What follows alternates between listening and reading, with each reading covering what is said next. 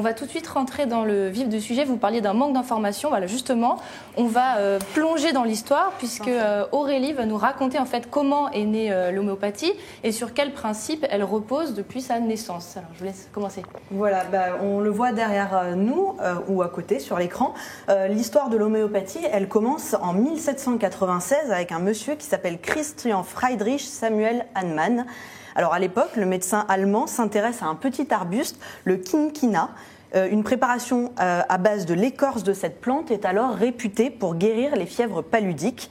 Samuel Hahnemann, lui, il n'est pas malade, mais il décide tout de même de tester la préparation sur lui. Et il ressent alors, en testant cette préparation, les symptômes de la fièvre paludique sur lui. Pour lui, c'est une révélation. Il postule donc simila similibus curantur, ce qui veut dire les semblables sont guéris par les semblables, ou plus simplement, il faut soigner le mal par le mal.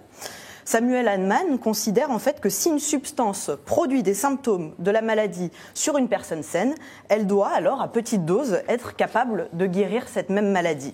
C'est le fondement de l'homéopathie, c'est ce qu'on appelle le principe de similitude.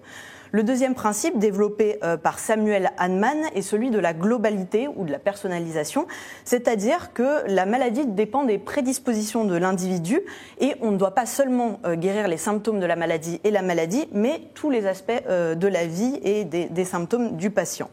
Les deux derniers principes fondateurs de l'homéopathie, donc que l'on voit sur l'écran, c'est la dynamisation et la dilution. Alors ils vont ensemble puisque Hahnemann se rend compte que ces produits sont souvent toxiques à forte dose et donc il va falloir les diluer pour diminuer la dose de principes actifs et les rendre moins nocifs.